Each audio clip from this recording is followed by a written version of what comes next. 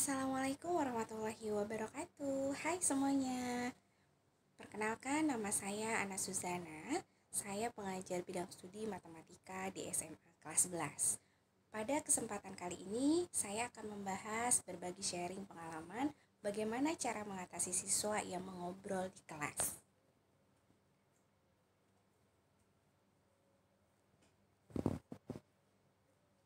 Yang akan dibahas itu yang pertama deskripsi permasalahan yang dihadapi, yang kedua akar permasalahan, yang ketiga alternatif solusinya bagaimana, yang keempat hasil pemecahan masalahnya seperti apa, yang terakhir sumber rujukan pemecahan masalahnya dari mana saja. Yang pertama kita mulai dari deskripsi permasalahan.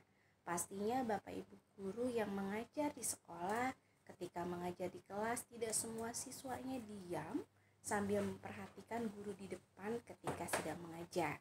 Pastinya mungkin lebih sering adanya beberapa siswa yang masih suka mengobrol di kelas saat kegiatan belajar mengajar berlangsung. Hal ini tentunya akan mengganggu teman yang lain yang sedang fokus belajar, yang sedang memperhatikan gurunya maupun yang sedang mencatat pelajaran yang ada.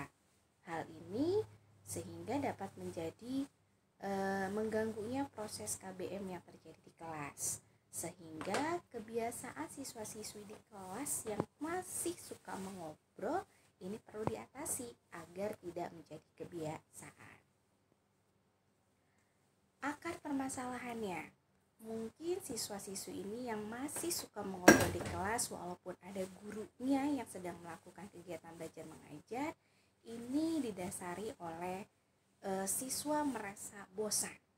Mungkin dia bosan belajarnya mata pelajaran ini lagi, belajarnya begini lagi, belajarnya sama guru ini lagi.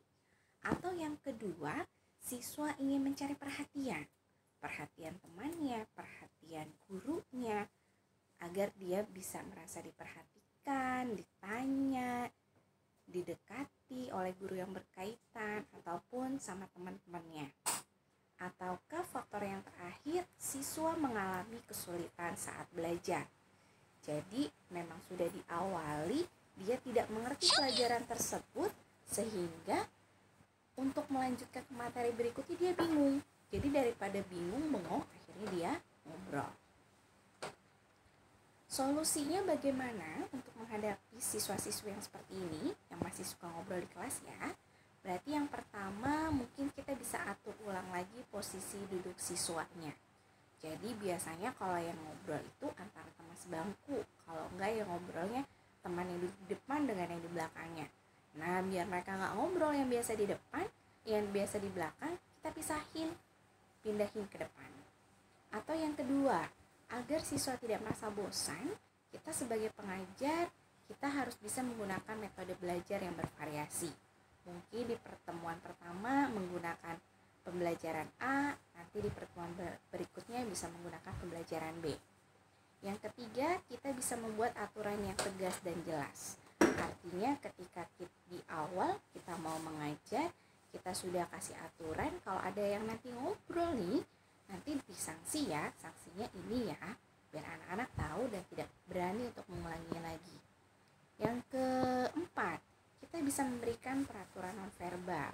Jadi daripada kita teriak-teriak terus ke orang yang masih ngobrol di kelas, mungkin kita bisa pakai bahasa isyarat. Dengan mengangkat tangan kita langsung, biar anaknya diam. Lalu yang kelima, pastinya harus sabar. Kalau nggak sabar, nanti gurunya marah-marah aja di kelas ya. Yang terakhir, kita berikan apresiasi kepada siswa yang tertib. Jadi buat anak-anak yang tertib, yang fokus, yang memperhatikan guru ketika lagi menjelaskan di depan, kita kasih apresiasi, kita kasih pujian. Terima kasih kepada siswa yang sudah memperhatikan ibu. 2 jempol buat adik-adik semua. Nah, dari beberapa alternatif solusi yang sudah pernah saya lakukan, hasilnya alhamdulillah memberikan dampak positif. Anak jadi lebih baik, jadi tidak banyak mengobrol. Yang kedua, pastinya nanti suasana belajar menjadi tenang, kondusif, tertib, dan lancar. Hal ini pun saya dapati karena hasil dari observasi langsung di lapangan, wawancara dengan anak-anak di kelas, wawancara dengan guru mapel yang terkait juga, dan ada diskusi dengan teman-teman sejawat. Mungkin ini saja sharing pemecahan masalah dari saya kepada siswa-siswi yang masih mengobrol di kelas. Hatur nuhun, terima kasih, semoga bermanfaat. Wassalamualaikum warahmatullahi wabarakatuh.